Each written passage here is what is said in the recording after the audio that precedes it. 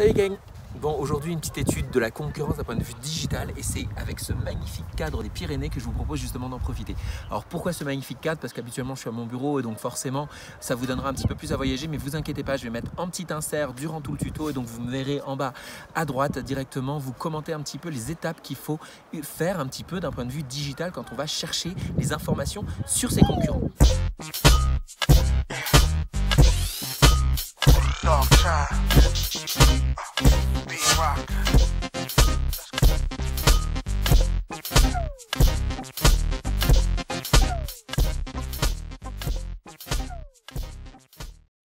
Allez, alors donc j'ai une cliente qui m'a fait la liste de ses concurrents et donc on va pouvoir faire le cas pratique directement avec cette liste-là en vous expliquant que dans un premier temps, on va aller vérifier les concurrents d'un point de vue web et dans un deuxième temps d'un point de vue réseaux sociaux. Donc je vais lister 2 ou 3 concurrents maximum, comme ça vous donnera une base et ensuite on verra bien. Premier élément, www.mf-intérieur au pluriel.com. Le deuxième, ça sera www.laura. J'avance un petit peu parce que sinon ça va prendre du temps. Santinidécoration.com. Et la dernière, www.ambiante31.com. Le premier élément que je vais faire, c'est que j'utilise un plugin qui est un plugin Chrome qui me permet d'aller analyser les éléments web dans un premier temps. Alors, il n'est pas toujours fiable, mais éventuellement, on va quand même pouvoir comparer des pommes avec des pommes parce que quand je dis qu'il n'est pas fiable, c'est qu'il n'est pas fiable d'un point de vue de données, pas d'un point de vue comparaison. C'est-à-dire que si on va sur un autre outil, on pourra avoir des données légèrement différentes parce qu'à mon avis, le moment où il fait la recherche peut varier de l'un à l'autre en fait.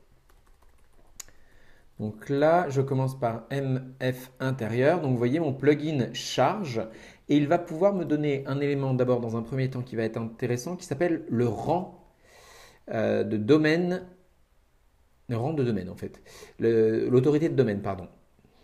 Donc on va marquer autorité de domaine et on voit que MF intérieur obtient une note de 4. 4, c'est pas exceptionnel, c'est vraiment pas une note très haute. C'est une note que Google donne sur 100, mais bien entendu, un indépendant ou une petite PME ne pourra jamais avoir une note proche de 100. Au mieux, on va se rapprocher d'un point 20 ou d'un 20-30. Et encore là, il faudrait bosser énormément sur les aspects netlinking pour obtenir des notes comme ça. Donc, c'est seuls les sites qui ont déjà quelques années qui arrivent à avoir des notes comme ceci. 4, c'est pas exceptionnel, mais c'est un début. C'est-à-dire qu'elle n'est pas à 0 ou elle n'est pas à 1.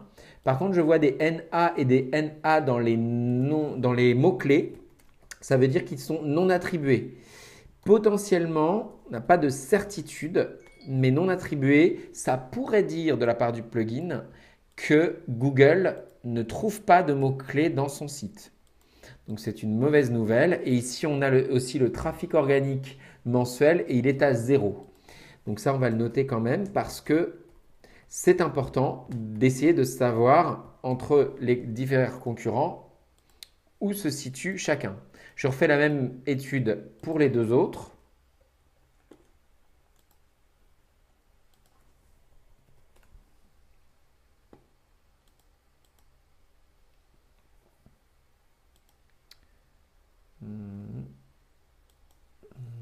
Alors, Laura Santini décoration cette fois-ci.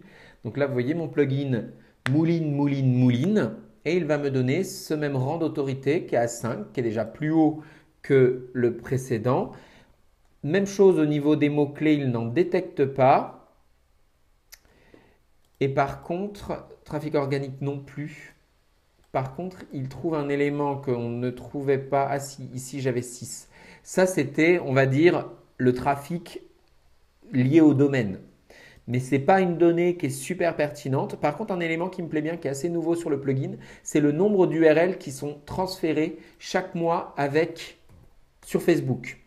Donc là, on va le noter parce que ça veut dire que c'est quelqu'un qui est actif sur Facebook. Alors que la personne précédente, je crois, au niveau de Facebook, il n'y était même pas. Donc voilà, dernier concurrent sur cet outil-là, ambiante31.com.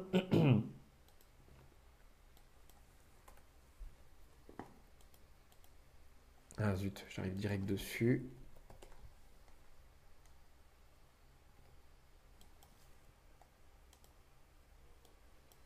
Allez.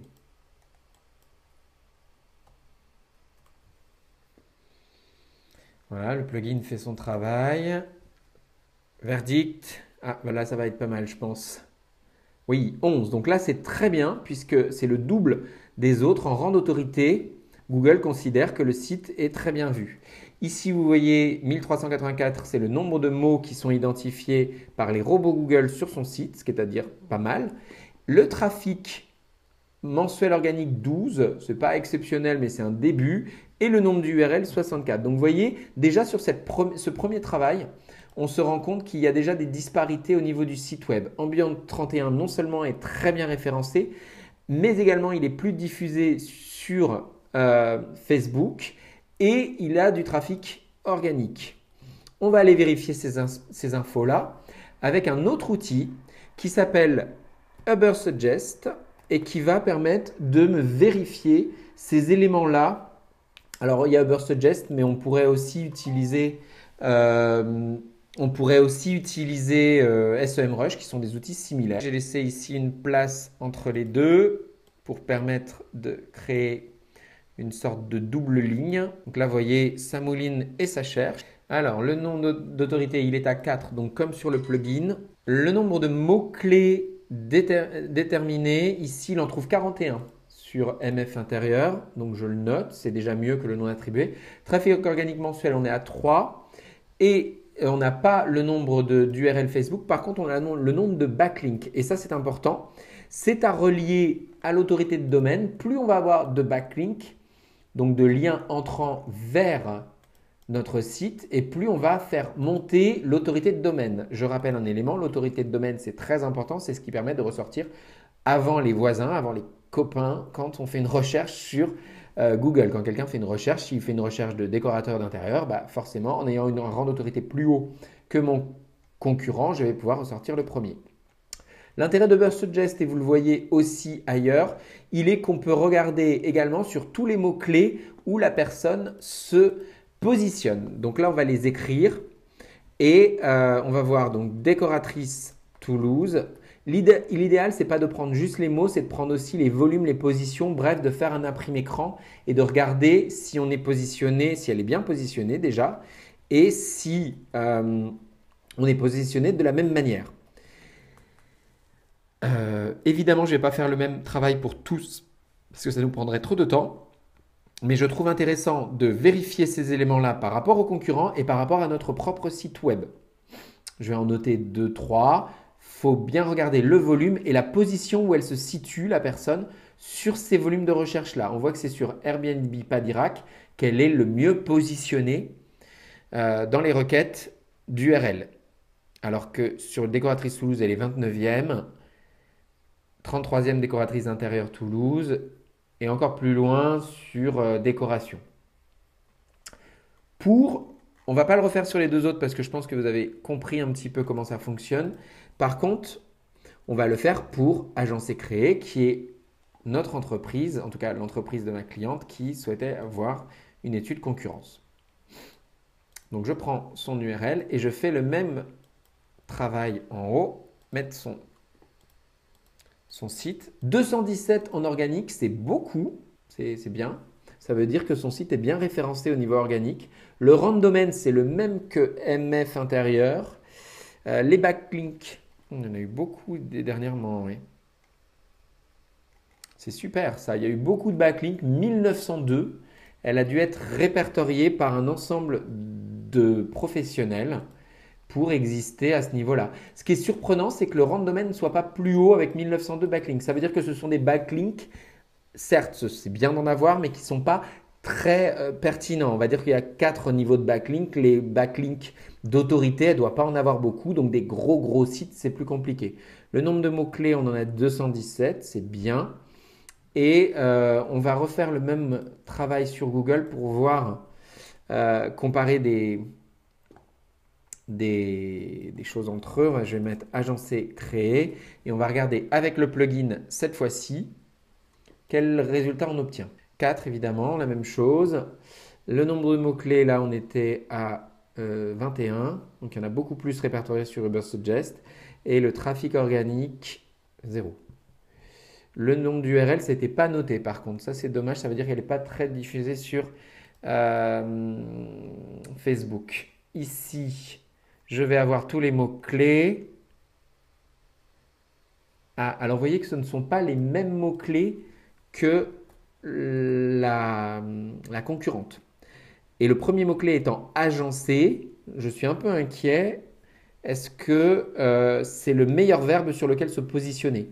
Déco sur mesure, salon sur mesure. En gros, je trouve que la concurrente, même si elle a beaucoup moins de backlinks, elle est mieux positionnée en termes de mots-clés. Vous voyez, il faudrait retravailler la structure même du site web parce que selon moi, il doit y avoir beaucoup de perditions dans le site web de personnes qui rentrent et qui se rendent compte qu'ils n'obtiennent pas ce qu'ils viennent chercher. Donc là, il faut faire très attention, il faut vérifier tous ces éléments-là, à la fois d'un point de vue interne et d'un point de vue de la concurrence.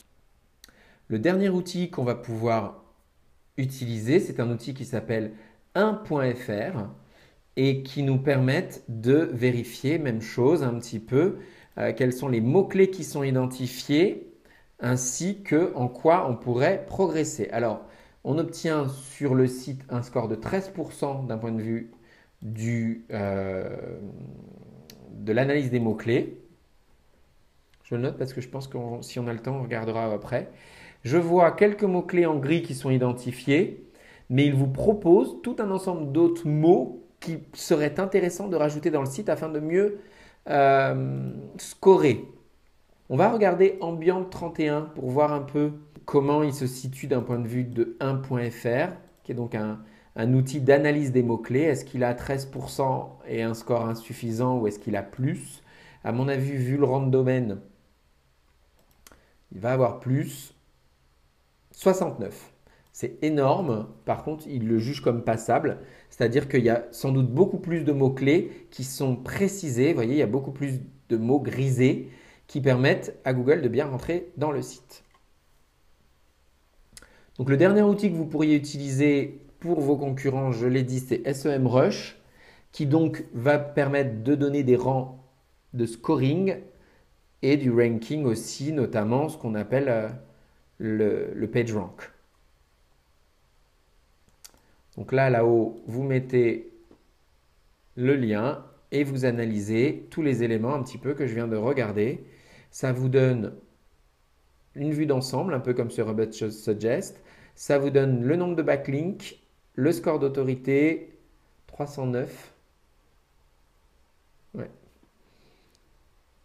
Et ça permet de voir s'ils sont en progression ou pas. Et également tous les mots-clés de la même manière qu'on voyait sur Ubersuggest. On avait également des concurrents qui sont identifiés et potentiellement les pages aussi qui sont le mieux ici à gauche indexées.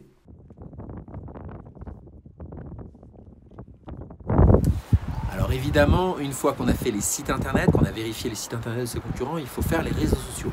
Là-dessus, en général, vous êtes un petit peu plus rodé puisque vous savez qu'il faut aller voir le nombre de suiveurs, il faut aller voir le nombre de commentaires potentiellement et il faut surtout aller mesurer l'engagement de vos concurrents, en tout cas l'engagement de leurs suiveurs par rapport à leur page ou leur compte direct. Donc là-dessus, suivez-moi, on va aller regarder comment trouver l'engagement qu'ont les suiveurs de vos concurrents sur les concurrents. Alors sur les réseaux sociaux, on peut en faire beaucoup évidemment, commencer par Facebook qui est le principal. Je regarde sur son site, Facebook n'est pas visible.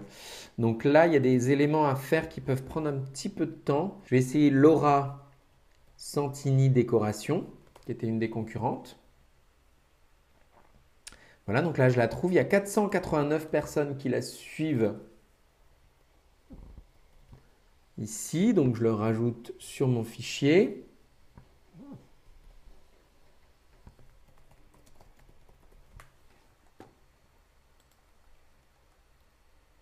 Enfin 521 complètement en abonnés d'ailleurs. C'est plus important de prendre les abonnés parce que ceux qui aiment vont disparaître bientôt.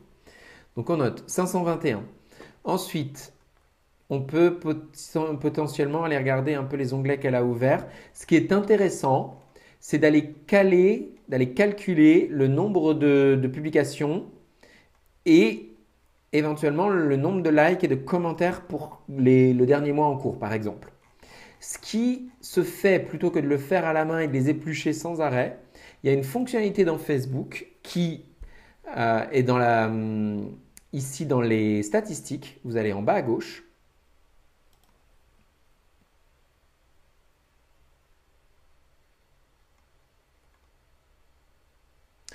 Et vous allez pouvoir ajouter tout en bas ici les pages à suivre. C'est-à-dire qu'en rajoutant le nom de Laura Santini, je vais pouvoir, alors je ne vais pas l'ajouter parce que là c'est mon Facebook personnel, mais je vais pouvoir savoir le nombre de suiveurs, si c'est en progression ou si ça baisse, le nombre de publications dans la semaine et l'engagement sur cette publication-là. Et après, évidemment, on peut les comparer les unes avec les autres et c'est ça qui est important. Donc ça, c'est pour Facebook. Pour Instagram, alors je vais aller voir sur Laura Santini. Peut-être qu'elle a mis directement sur son site là où l'a trouvé. Donc je rappelle, sur Facebook, le nombre d'abonnés, les publications dans un mois en cours et les interactions. Ici, je vois effectivement, il y a son Facebook, mais il n'y a pas d'Instagram. Alors sur Instagram, je ne sais pas si je vais en trouver. Peut-être M intérieur. Oui, elle y est. Donc sur Marine Fossé, décoratrice d'intérieur, là je vais pouvoir marquer Instagram. Je vais pouvoir marquer le nombre d'abonnés, bien entendu. 469, même si ça ne veut pas dire grand-chose, au moins ça permet de se dire qu'elle a peut-être des suiveurs. Peut-être les a-t-elle payés, peut-être que ce sont des robots, on ne saura pas, mais en tout cas, il y a 469 abonnés. Ce qui serait intéressant, c'est d'aller regarder les derniers posts. Est-ce que ça donne lieu à des commentaires, des likes et combien? Et là, pour ça, il y a un outil qui s'appelle IG Blade et qui va permettre d'aller voir pour Marine, pour MF intérieur, quel est son taux d'engagement. Alors, vous voyez, une fois qu'on est logué, il faut être logué maintenant. On a le nombre de suiveurs, le nombre de posts, mais on a aussi des indications plus intéressantes, à savoir comment ça a évolué ces derniers temps. Habituellement, ça marche. Sinon, ici, son taux d'engagement, c'est-à-dire le nombre de commentaires, de personnes qui regardent un petit peu ses publications. Donc évidemment, ça ne donne pas grand-chose, si ce n'est qu'en gros, ça me dit que les comptes similaires ont environ 10% d'engagement, donc elle est en dessous. Elle a un taux qui est estimé à E, c'est pas terrible. En revanche, on va regarder les autres. L'idée, c'est de regarder effectivement, de comparer les gens entre eux et non pas de regarder un taux comme ça. Même si avec le 10%, on a quand même une idée. En dessous, on a le nombre de likes sur les publications et le nombre de commentaires moyens quand même. Donc ce sont des données intéressantes. Pour avoir plus d'infos sur Instagram, il faudrait payer l'outil. À date, je ne l'ai jamais payé. Peut-être que ça arrivera un jour. Alors là, je cherche pour faire l'équivalent avec agence et créé, que je viens de trouver. Donc là, vous voyez, si je compare Marine avec agence et créé, donc il y a 334 suiveurs, c'est moins.